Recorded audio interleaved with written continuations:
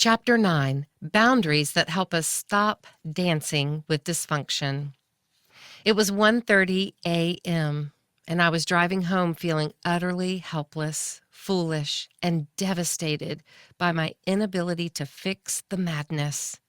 Choices were being made by someone I loved very much, and while I had no say-so in the decisions, I was deeply affected by them. It was pouring down rain. Sheets of water slammed into my windshield, and I found myself realizing I was just as powerless to fix what was happening with this person as I was to stop the rain. I could get out of the car and scream and stomp and place my flat palm to the sky, demanding all drops cease. But until the clouds empty themselves or God spoke a miracle into existence, the rain would just keep drowning out my fruitless efforts. Eventually, I would just crawl back into my car, soaked with defeat. I cannot control things out of my control. It's easier to accept the fact that I can't stop the rain. But it's much more complicated when dealing with someone I love disintegrating completely before my very eyes, and even more so when their actions are negatively affecting my life as well. Part of what makes forgiveness so complicated at times for me is when I have warned the person I love in advance that if they make this decision, it is going to cost both of us a price neither of us in a sane, rational moment would want to pay. The more deeply I'm invested in someone, the more their choices affect me. The more their choices affect me, the more their bad decisions cost me emotionally, physically, mentally, and financially. It almost feels like they're standing over a flushing toilet, dropping things inside that I can't bear to lose. It's more than just the lost money, devastated emotions, and mental angst that I see swirling away in waste. It's all the hopes and desires for our future, dreams that could be an absolute reality if only they wouldn't make the awful choices they are making. Forgiveness is already complicated enough when someone hurts you. But when it feels as if they are intentionally flushing your life along with theirs down the toilet while you stand by helpless to do a darn thing about it, it can render you so powerless that the only thing you have to take a stand against the madness is unforgiveness. I very much understand that. That rainy night decision that was outside of my control flushed a lot I didn't want to let go of down the toilet. The unfair loss, the selfishness on their part, the utter lack of discernment and maturity being demonstrated by this person who should know better.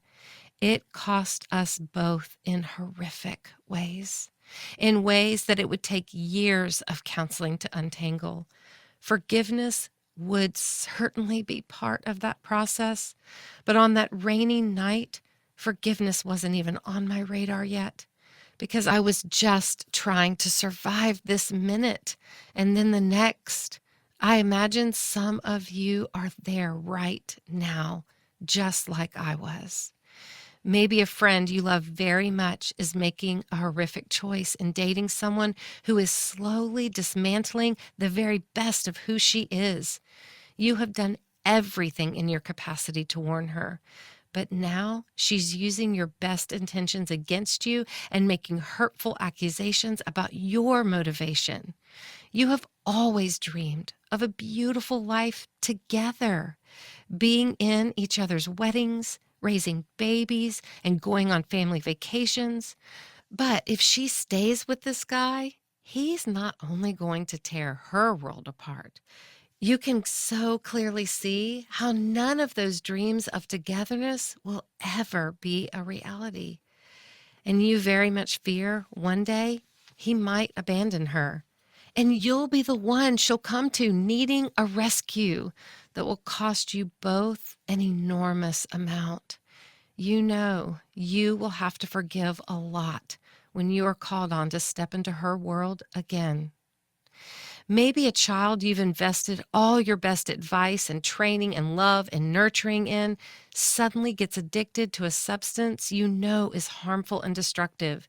You are desperate to help release them from the grip of this monster you know will destroy the promising future you so very much want for them.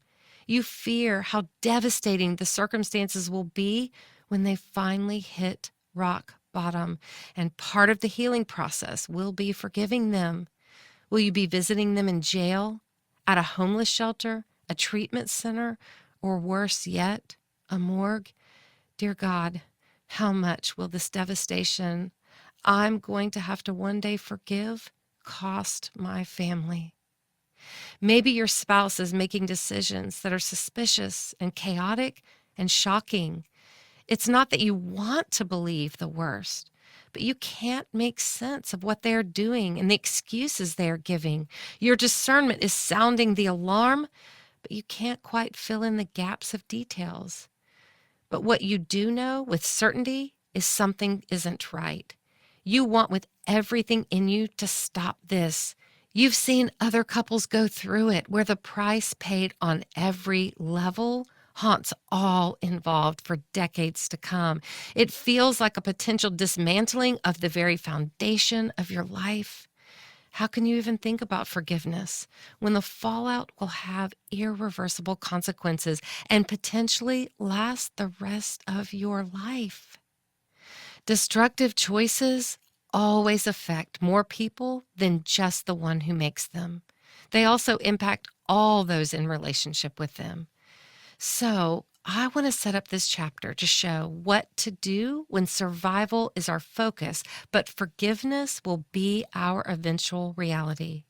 There are decisions we can make today that will make the forgiveness we eventually have to walk through so much more doable.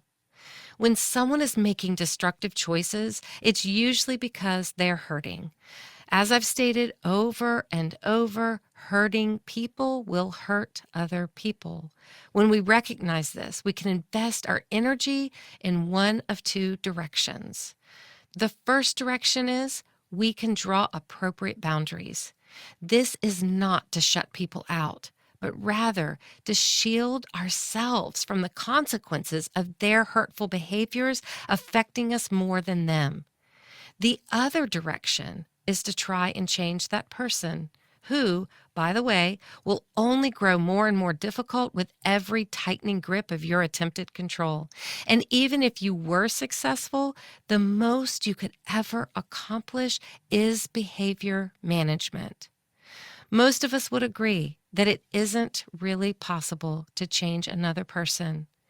But then we get placed in a situation where not doing so seems to contain realities too harsh to bear. So we exhaust ourselves trying to do the impossible. What can we do? Apply boundaries. I realize much has been said in other books and resources about boundaries. But even if we are stellar at applying that advice with some scenarios, there always seems to be the exception where boundaries feel impossible and not helping someone we love seems cruel. I know this because I've lived it. But when I didn't draw appropriate boundaries, those relationships wound up suffering much greater separations over time. Relationships that need boundaries will not get better on their own. Trying to change another person will lead to maddening frustration, both for you and the other person. Trust me, the people who you think need to change the most will wind up changing the least when your efforts are greater than their own. I think one of the most heartbreaking days of my entire journey with art was when I had to release working on him. I was working harder on art than art was working on himself, and that became part of the problem. Why?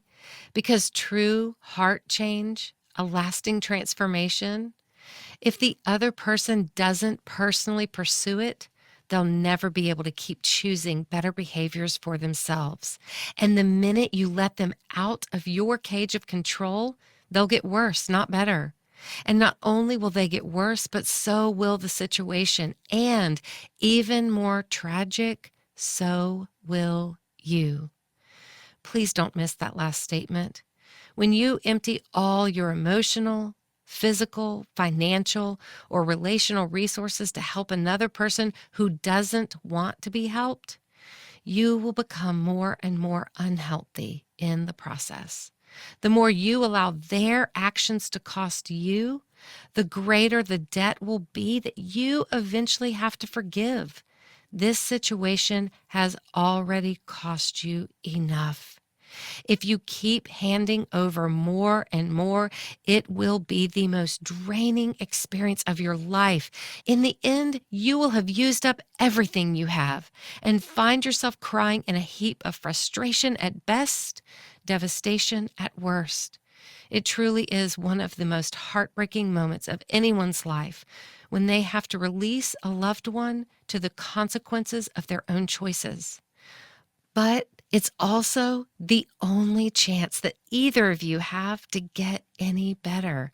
And it's the only shot you have at staying healthy enough to walk the road of forgiveness.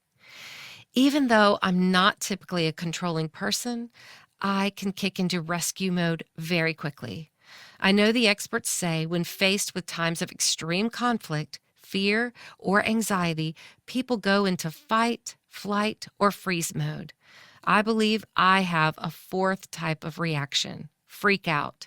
I mean, how can I not? When I discern an emotional train wreck is coming toward this person I care about, and they're just lying across the tracks, either lost in a daydream or living in denial, no matter how strong the rumble gets, no matter how fast disaster is rushing toward them, no matter how ridiculously obvious it is that the consequences are going to be more than terribly tragic, they're just sitting there on the rails in La-La-ville. I'm the one losing my mind. I'm the one losing sleep. I'm the one jumping up and down, waving my arms and red flags, doing all the things to save them while they're in some sort of oblivious stupor where they can't hear me, or in a pride vortex where they refuse to hear me. How can I possibly not try and take control of the situation? I wrote in my journal recently, when I share biblical discernment with someone I love very much, but then they go away and do the opposite, it's maddening. My bottled up wisdom in the midst of your chaos produces extreme anxiety. My resulting reaction is not me being dramatic or overly emotional.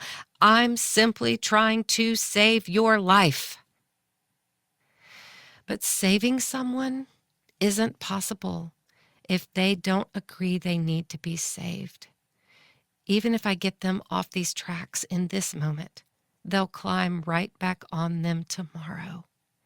If your heart is more committed to change than theirs is, you may delay the train wreck, but you will not be able to save them from it. And from what I've experienced, the more you keep jumping onto the tracks to try and rescue them, the more likely it is that the train will run over you both. I don't say that lightly. I say it lovingly because it's true. I wish with every fiber of my being I could tell you that you can do enough to one day cause that person to change, to give enough, to love enough, to forgive enough, to beg enough, to talk enough, or to control enough. But it's not true. Change can only happen for them from the inside out. Truly sustainable, lasting change must come from inside their own heart, not from pressure exerted from the outside in. Think about CPR. Exerting pressure from the outside in can temporarily pump blood through someone's veins. but they can't live in that state, and neither can you. If their heart doesn't start beating on its own, you must eventually stop the compressions, at which time you can turn them over to the professionals who can shock their heart and continue to try chest compressions as well. But at some point, even the very best doctors and nurses know the heart has to beat on its own for life to be sustained. It's true in a physical sense, but just as much so in a relational sense. Now, this doesn't mean that I don't continue to care about that person, nor does it mean that I cut them out entirely forever. But it does mean I change my role and my job description. I want them saved, but I am not their savior. I want them to get better, but I cannot work harder at that than they can. They need Jesus. They need self-control. So I shift from efforts of control to efforts of compassion. Compassion lets me love that person, empathize with their pain, and acknowledge their side of things even if I don't agree with them. And it still allows me to speak into a situation. But after I share my wisdom, my advice, my discernment, I make the conscious choice not to rescue them in any way if they walk away and do the opposite. I can weep with them. I can rejoice with them. That's biblical. Romans 12:15 gives those exact instructions. But weeping with them and rejoicing with them does not mean trying to take control of their out-of-control choices and behaviors. We can forgive them, but we cannot control them. And we should not enable them. How do we know when we've crossed over from weeping with them and having healthy empathy to enabling? We can and should empathize with a loved one's pain. But when we enable continuous bad behavior by rationalizing away the ill effects it is having on us,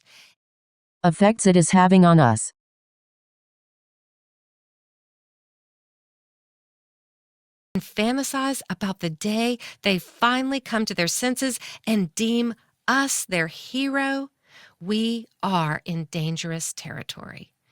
More times than not, rather than being a hero, we are actually an accomplice, perpetuating their pain and ours by enabling their dysfunction. The term enabling is often used for friends and family who seem to perpetuate addictive behaviors in a loved one by covering up their choices, rescuing them from consequences, and smoothing over issues they cause. But the term can also be used for how we handle family members whose behaviors aren't caused just by an addiction, but also by other issues they refuse to acknowledge and expect others to go along with and accept as normal. My counselor, Jim Kress, says, I am enabling someone when I work harder on their issues than they are working. I am enabling someone when I allow them to violate my boundaries without any consequences. I enable a person when I co-sign their unhealthy behavior by defending them, explaining for them, looking the other way, covering for them, lying for them, or keeping secrets for them. I enable a person by blaming other people or situations for their unhealthy or irresponsible behavior. Remember, forgiveness shouldn't be an open door for people to take advantage of us. Forgiveness releases our need for retaliation, not our need for boundaries. While we are affected by other people's actions, we are not held accountable for their actions. We are held accountable, though, for both our actions and our reactions. So we have to make sure to be honest about the effect someone else is having on us and only be around them as much as our reactions and actions have the capacity to handle. Although it may seem counterintuitive, this is biblical love. And when we look at the context of the verses around Romans 12:15, we find that beautiful balance. Consider Romans 12:9 through 21, which follows, and think about what keeps you in a place to live this way, as well as what pushes you past your spiritual capacity to do what these verses instruct us to do. Get some paper or your journal and write down parts of these verses you feel you could live out more consistently by drawing boundaries. Love must be sincere. Hate what is evil. Cling to what is good. Be devoted to one another in love. Honor one another above yourselves. Never be lacking in zeal, but keep your spiritual fervor, serving the Lord. Be joyful in hope, patient in affliction, faithful in prayer. Share with the Lord's people who are in need. Practice hospitality. Bless those who persecute you. Bless and do not curse. Rejoice with those who rejoice. Mourn with those who mourn. Live in harmony with one another. Do not be proud, but be willing to associate with people of low position. Do not be conceited. Do not repay anyone evil for evil. Be careful to do what is right in the eyes of everyone, if it is possible, as far as it depends on you. Live at peace with everyone.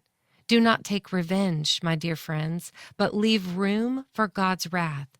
For it is written, "It is mine to avenge. I will repay," says the Lord.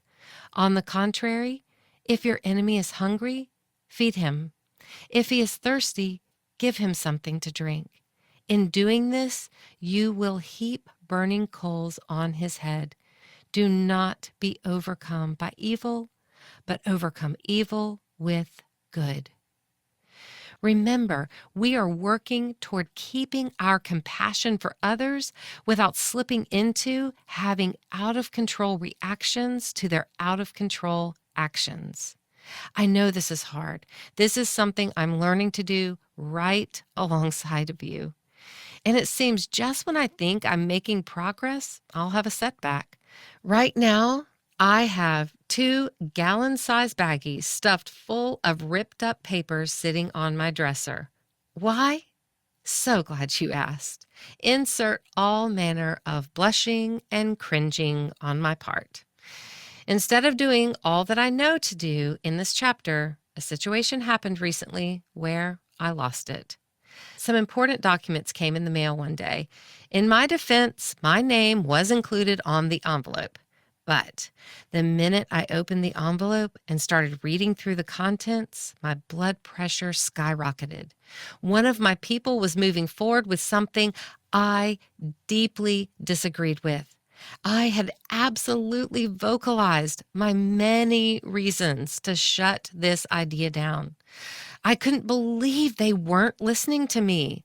I was tired of holding firm the boundaries I'd put in place. In hindsight, I should have simply reminded my family member of my boundary to not bail them out financially if this decision they were making was as detrimental as I thought it would be. My people know Art and I have financial boundaries. We will be generous with vacations and gifts, but we will not give money to ease the burden of an irresponsible purchase or decision they've made. I was aggravated and unnerved to such an extent that all I wanted to do was rip the papers into as many tiny pieces as I could. So I did. I just stood there in my kitchen and slowly tore them this way and that. And when every last paper was torn, I decided that wasn't good enough. I also tore the folders they were in and the mailing envelopes as well. I quietly stuffed all the mess into the baggies and sat them on the counter with a note that read, "This is all I have to say about this situation." It felt so good in that moment. But the next morning, I woke up and was like, "Really, Lisa? Really?" All my family members said back to me was, "Wow, you've made quite a statement." Now, I was the one who needed to apologize and figure out a way to tell the company needing to resend the papers how I accidentally, on purpose, in a crazed moment, shredded everything. And when I did, the lady who worked at that company told me she'd recently read one of my books. Perfect, wonderful, ugh. Controlling ourselves cannot be dependent on our efforts to control others. I know I have hyperextended my capacity when I shift from calm words to angry tirades. I shift from blessing to cursing. I shift from peace to chaos. I shift from discussing the papers and reminding them of my boundaries to ripping them to shreds and putting them in baggies. I shift from trusting God to trying to fix it all myself. And none of those reactions are conducive to staying compassionate or forgiving. Compassion is key to forgiveness. As long as you are trying to control a person, you can't truly forgive them. Part of this is because you are continuing to place yourself in real-time frustrations that short-circuit the forgiveness process. But the other reason is that without boundaries, their continued poor choices will bankrupt your spiritual capacity for continued compassion. Not to mention the fact that at some point you will get so exhausted and worn down, you will lose your self-control because they are so out of control. You'll sacrifice your peace on the altar of their chaos. Soon, you will get swept into a desperate urgency to get them to stop right now.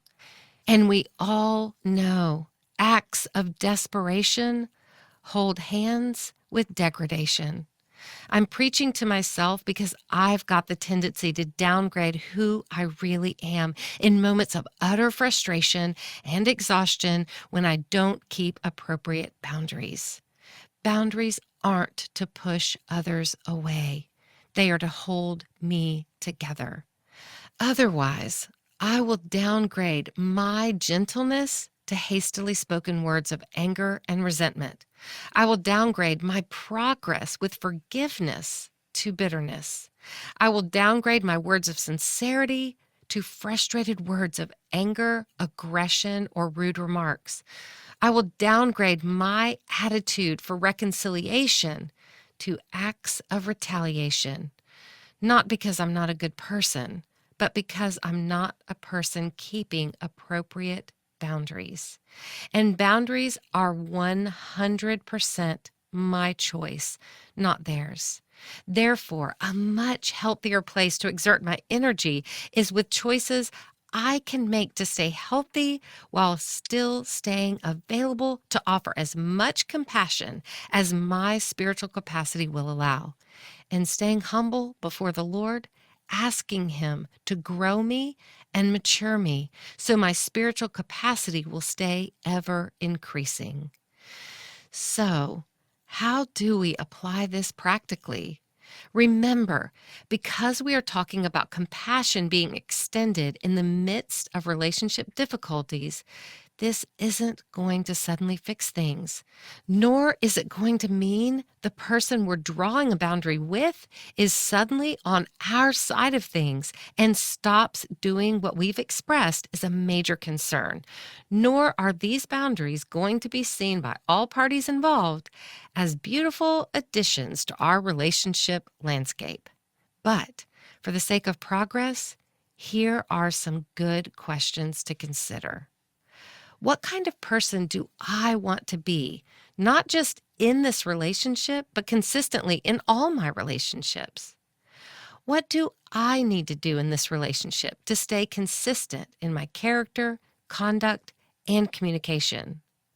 What are some areas of my life where I have the most limited capacity?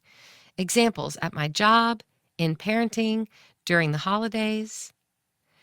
Based on my realistic assessment of capacity, how does this relationship threaten to hyperextend what I can realistically and even generously give? Do I feel the freedom in this relationship to communicate what I can and cannot give without the fear of being punished or pushed away? What are some realistic restrictions I can place on myself to reduce the access this person has to my most limited emotional or physical resources? What time of the day is most healthy for me to interact with this person? What time of the day is the most unhealthy time for me to interact with this person? In what ways is this person's unpredictable behavior negatively impacting my trust in my other relationships? How am I suffering the consequences of their choices more than they are? What are their most realistic and most unrealistic expectations of me? What are my most realistic and most unrealistic expectations of them? What boundaries do I need to put in place? As you consider these questions, you may find it helpful to process them with a trusted godly mentor or Christian counselor. These questions to consider aren't to further complicate your relational dynamics. Instead, these are meant to help identify where we are dancing with dysfunction. Toxic realities in relationships will not tame themselves. We cannot ignore them into health, nor can we badger them into a better place. We have to get honest about the hardships that are complicating and probably preventing the kind of health we not only want but need for some of our relationships to survive. And honestly, it's time to train some people how to treat us. Please don't hear that harshly. If you're in an abusive situation, this isn't meant to make you think that you've brought this upon yourself. And if you've suffered emotional trauma in a relationship, this doesn't mean you could have done something better to prevent it. But it is important for us all to know, moving forward, that we can verbalize what is and is not acceptable in the context of relationships. Again, I'm challenging myself with all this and asking you to help hold me accountable as much as I am doing that for you. But friend, let's remember that what we allow is what we will live. I don't want us living anything that's not biblical or possible to endure. Maybe it's time to re-educate some people in our lives with clearly stated, gracefully implemented, consistently kept boundaries. It's for the sake of your sanity that you draw necessary boundaries. It's for the sake of stability that you stay consistent with those boundaries. But always remember that as we grow with Christ, our capacity for compassion should have the propensity to expand. Therefore, it's for the sake of maturity that you ask the Lord to help you reassess those boundaries. Remember, as we grow and mature, our boundaries can sometimes shift.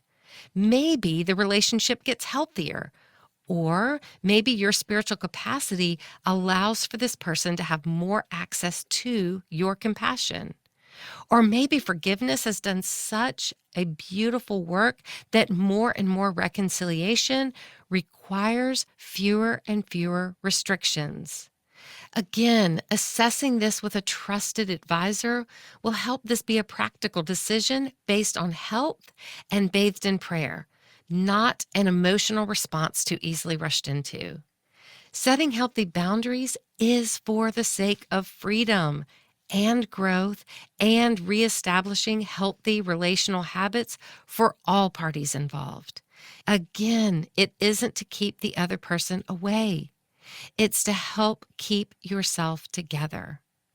And it's what enables you to continue to love that person and treat them with respect. This is the atmosphere you need in order to walk out a relationship that requires forgiveness 70 times 7 without your grace being abused or your heart being destroyed. Remember this when setting boundaries. My counselor says adults inform, children explain. I will state my boundaries with compassion and clarity, but I will not negotiate excuses or navigate exceptions with lengthy explanations that wear me down emotionally.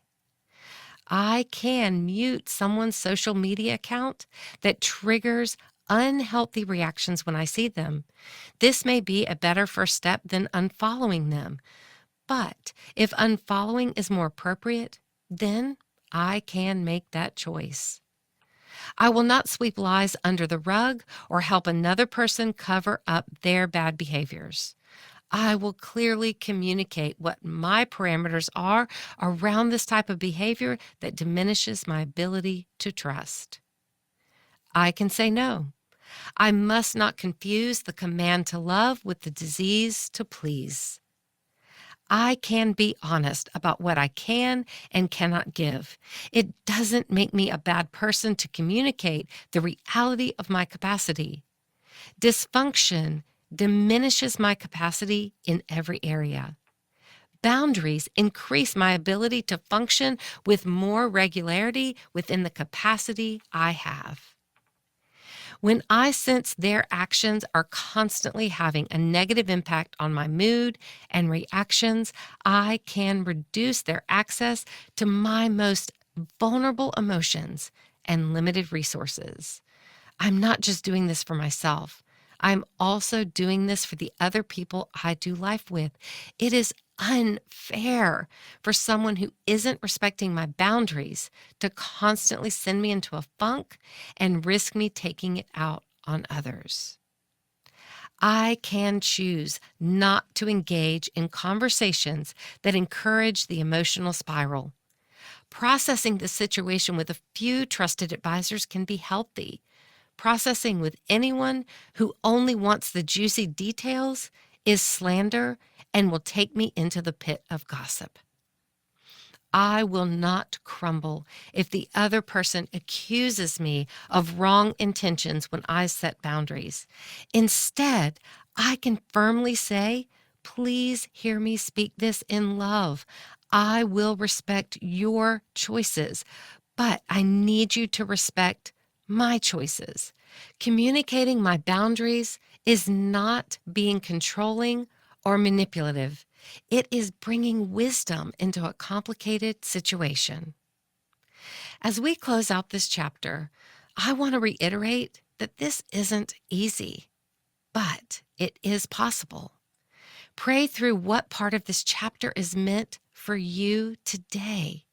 Make it a point not to get overwhelmed, but rather be empowered that you are seeking a healthier way to live and love. And so am I. We can do this. Mark this chapter as one to return to each time you start to feel relational chaos slipping back in. You will have ups and downs on this journey, but as long as we're pursuing God's best by keeping our hearts kind, our intentions pure, and our boundaries in place, we will find our way.